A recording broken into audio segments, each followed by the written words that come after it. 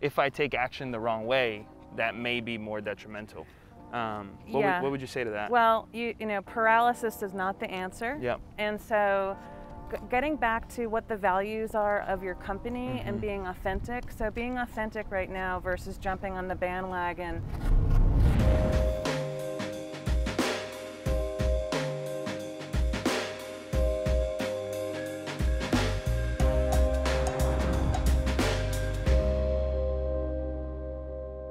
Good morning, everyone. Welcome to another episode of the Blended Sense Walk and Talk. I'm your host, co-founder and COO, Albert Baez. Today, we're walking in the Central Austin area, north of UT campus, and our special guest is a PR and communications expert with over 25 years of agency and corporate experience.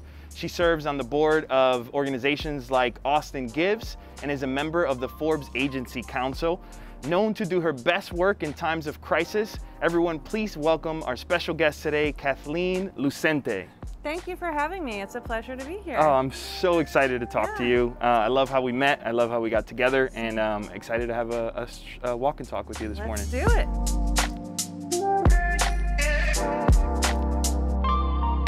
Kathleen, thank you so much for meeting with me this morning and taking this walk. It is another hot day in Austin, Texas. When isn't it hot? I know. Well, yesterday I woke up expecting rain and there was no rain. It was a sunny day and I don't think we're gonna see any rain for some time to come. No, we got a couple more 100-degree days coming our way. That's what they say. And are you from Austin originally? No, I actually am from New York. I grew up on the North Shore of Long Island, but oh, wow. Austin's always had sort of a magnetic field for me. I've been coming here since my earliest days in career. It's amazing. And then eventually decided to call it home. Yeah. Kind of similar path for me. I was born in New York, in the city, and the first company I ever worked for, the headquarters was in New York, but their big sales office was here. So all the manager summits were here, and I got to see Austin early. I'm like, wow, this is a special place. And eventually they relocated me, so I love it here. I've been here 6 years. How about you? Great. Well, I think it's going on 15. So I moved from Hong Kong. I was with JP Morgan in Hong Kong for close to 5 years. Wow, amazing. Handling a four-way merger and a lot of crisis issues. But we moved here and decided to really settle down, and my son is now 14 and my daughter is now 16. I gave birth to my daughter in Hong Kong. No way. That's so cool. Amazing. Well, today's goal is really to, our audience is small business owners, it's startups, tech companies, real estate brokerages, right? We're really trying to maneuver during this time and hopefully keep their business afloat or keep going towards their goals. Yeah. So I would love for everyone to leave with some nuggets and some information around PR, communications, and really what does that mean for a business? Right. And what does that mean today? Because I feel like everything's changed. Yeah, absolutely. It's one of the things that we've seen is that during sort of the COVID crisis and things like that, most companies kind of pulled back their marketing pretty aggressively, and that's a natural inclination, whether their investors were telling them, hey, you got to start no hemorrhaging money, we don't know what's happening. But the companies that are doing the best are the ones that maybe did that, but then quickly pivoted and didn't act like a deer in headlights. So that's really important. What I've seen is the companies that started to really think differently. So we have clients who their sales team was living and dying on the idea that they were going to be going to all these conferences and that's where they were going to close deals. Well, most conferences have been, the ones that would have been that networking moment have been canceled. So what we've done with clients, which I recommend right away, is, how are you going to help the sales team with your PR and marketing, and how do you change and look at the dollars you're using? So webinars, finding webinars, even if it's a paid-for arrangement with a publication. We've been using publication relationships to create webinars that are specific to the vertical and really position what we call thought leadership. So thought leadership is at the foundation of everything. In the B2B space, I think it's 60 to 70% of customers say that they only really do business with people who they see as thought leaders. So you got to put the people back in the equation. You got to be calling not to sell, but to care. And the stories behind that, right? Like the why. I'm a thought leader, but why? Because I'm passionate X, Y, Z. Yeah, and you can't buy thought leadership. So that's the thing about PR. You really have to decide who are going to be the spokespeople within your organization, Who are you going to affiliate yourself in terms of brand? What kind of research can you do to bring forward, to showcase you know, that you are the solution? So you have to start thinking a little bit differently. And as a PR agency, what I would say is really important is a lot of times when people have gotten furloughed, or a marketing CMO has had to let go a lot of their staff, they're almost in shock. And so instead of being in shock, get out of that. Get out of that and come out and see and talk with people and figure out and brainstorm, because that is what is going to jar you out of that. Yeah. It's difficult for everyone, but I think action, our CEO says this, you know, all the time, action is the antidote to despair. And, you know, let's talk about the action, because right now we're living in times that people are having a difficult, you know, challenge to maneuver around it, mostly because they've never experienced it. So a lot of times we hear from our customers, it's like, yes, I know I should be doing something, but what do I do? How do I be sensitive to the times, right? We're living in a time of a pandemic, also a lot of social injustice, right? People are to the streets. So there's fear in that if I take action the wrong way, that may be more detrimental. What would you say to that? Well, you know, paralysis is not the answer. And so getting back to what the values are of your company and being authentic. So being authentic right now versus jumping on the bandwagon in unauthentic ways is also extremely important. And we have seen CEOs kind of freeze when the Black Lives Matter movement happened. Maybe their diversity plan wasn't as robust and they felt an inner guilt around that, right? So what they need to do is, you know, be honest about where they stand and put their money where their mouth is in terms of taking initiative, not just a Band-Aid approach. I think the other big one is be in touch with your employees and survey them and find out what matters to them, because there are a lot of times when people are working remotely, there's a real disconnect. And big time. Communication is like the more important now than ever. We've been doing virtual town halls with CEOs and doing surveys afterwards, and the employees appreciate it so much. They love it. So then, you know, once you have that dialogue going, it's a lot easier to think about how do we move forward and brainstorm with how do we connect with our customers. You know, asking the sales team, what are you hearing from your customers?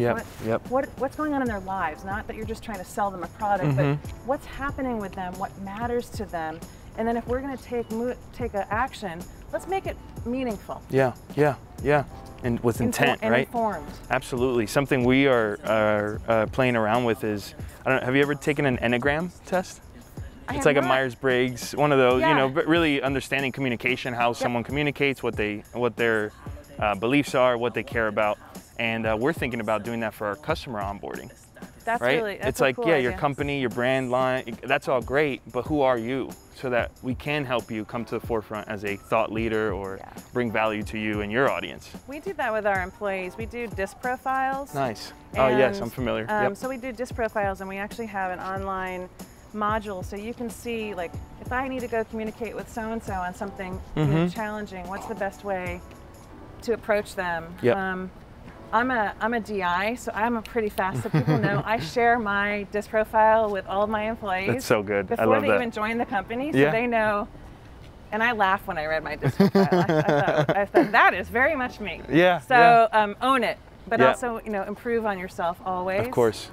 I think the other thing in our community that we've done, we work with restaurants as well as massive B2B companies, right? So we work with companies that we're bringing public on the New York Stock Exchange who are doing just fine. But we're also working with restaurants. And so one of the things that we launched was the Mike and Sherry Project. And we launched that before COVID. And it was to provide people in the restaurant industry in Austin with discounted mental health support. And it was going extremely well before COVID. You can imagine when COVID hit, we needed to get the money down all the way to nothing. And so we raised close to $40,000. Wow. And including Tito's provided $10,000 of that. And shout out Tito's. anyone can actually go and take care of that.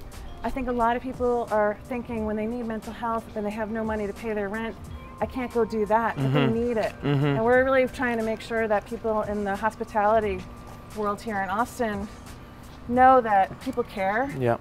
and that there is free support. Yeah. And so it's the Mike and Sherry Project. It's a wonderful couple here in Austin that go out to dinner a couple nights a week normally and just cherish their relationships with people in the restaurant industry. And so it's been lovely to be able to continue to keep that going. We've also helped the restaurants really pivot quickly in terms of what the new rules are, what they can do. We just had Intero on Good Morning America online, kind of like what we're doing now. Yeah, so cool. And I mean, it was cooking classes, right? So they didn't start their business to go into cooking classes, but cooking classes have become something people are really excited about. Yeah, yeah. So you just have to be able to think differently and pivot. Yeah. And I'm excited that we've been able to help small companies as well as large companies. I love that. Just think a little bit differently and be there as a true, kind support.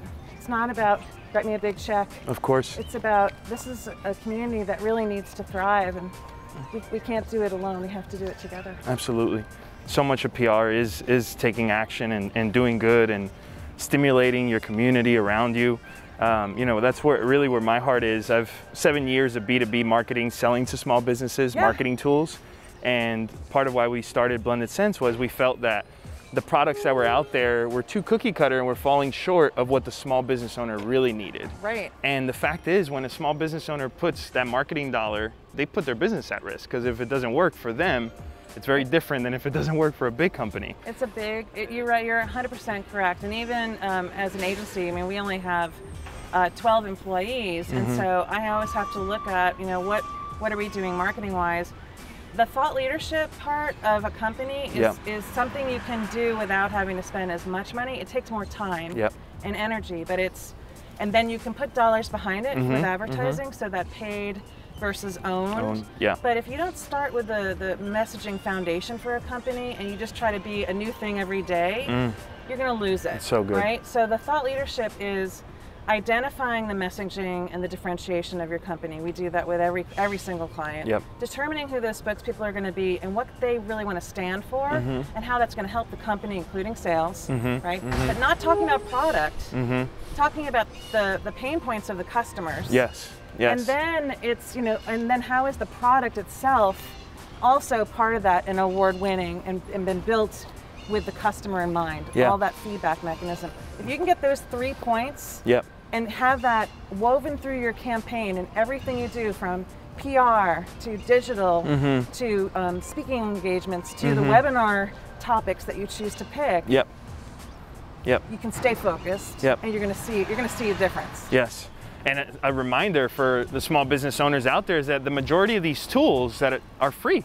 You can get an Instagram account, right? If your target audience is the demographic that lives on Instagram, then 100%. Open up an Instagram account, right? 100%. I'll give you an example. My son is 14 years old, and yesterday the high school has called every single kid that's going to high school because they want to make sure, do they have a computer? What's your internet bandwidth? All that. My son has an iPhone.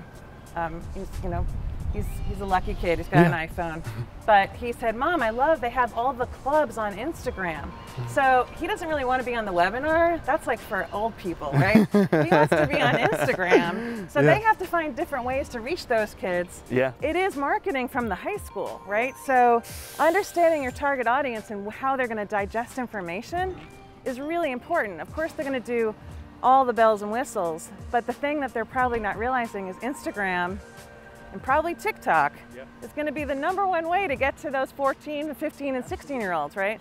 So I think, you know, even in banking, we did something with one of our big fintech clients, and I brought in an expert who looked at different generations, and most of the people in community banking do things in a really old-fashioned way and don't text and don't do these things. And so the clients are like, look, you need to move on. You need to move on to the way I want to communicate. I'm not going to do it only the way you communicate. So they're really having to find new ways to get it together.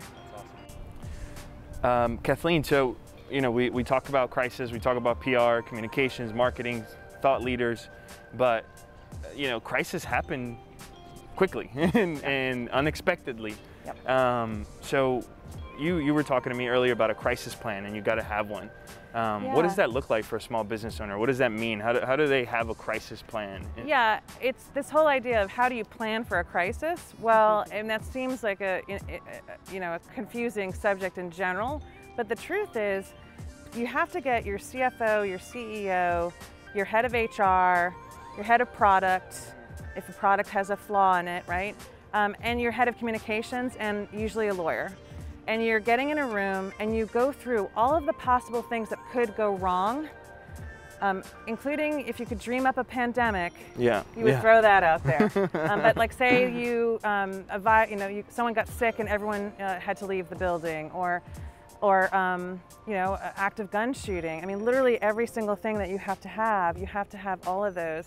And then you have to have, like, what do we do? What do we do first, and who gets called? Or if a product has a flaw in it, what is the way we handle that? And what is the holding statement we have? And how do we huddle? You have to have a team that knows we're going to come together fast. And communications, your PR team, has a very, very big role in that, both for internal and external communications. Legal has a very big role in that. The COO has a big role in that. Think about all the different components.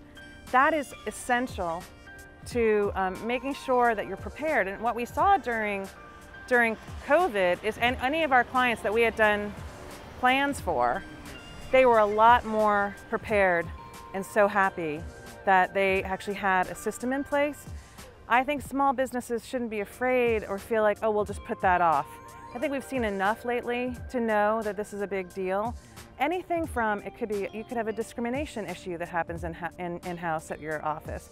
And if you don't have a system in place with your HR, your communications, your legal, you're going to be spinning cycles and maybe damaging your reputation and having your employees wonder why you're not responding quickly. So being organized and putting this little war room together of the right people is so important. And there's even a call list. We actually put together an entire document for the client. And they're ready, and then you just you refresh it. If anyone leaves from your team, you refresh it and you get people comfortable. And you have to get people comfortable because you have to remind them that this crisis, not all things are a crisis. It could be an issue, but issue management is equally, because if you don't manage an issue, it can turn into a crisis. So this is why it's so important for companies to take the time to invest in that. And it doesn't cost a ton of money, but if you do it early, it'll give you the foundation for hitting those bumps with grace. I love that. And the entrepreneurial spirit is a strong one. It's one that perseveres. But I know that during this time there are a lot of people that feel down and out and feel like, man, my business is not where it needs to be, or I may lose my business. What words do you have for those people? What kind of inspiring, motivational speech do you have for them? What North Star can you give them? If you're a business owner, one of the best things you can do is fill your plate with positive energy. And don't, if you're feeling down, take the time to have other people to talk to and advisors to talk to externally. Find sort of your North Star and a few experts that can help you, whether it's someone in finance that's outside your company, or a PR consultant, reputation management consultant. A lot of times I'm taking CEOs and actually helping them connect with even a coach that can help them start to think about, do I still need real estate like this? And that can be heartbreaking, but the fact is, if you want to keep your business in place, you're going to have to make some difficult decisions, and no one's going to blame you. You're going to beat yourself up, but have advisors that help validate that these are financially the viable and smart things to do, so that you can continue, so you can lift back up when the time is right. But don't try to keep it all the same because of your own reputation or out of ego, because that will be a surefire way to make sure that you're not here in a couple of months.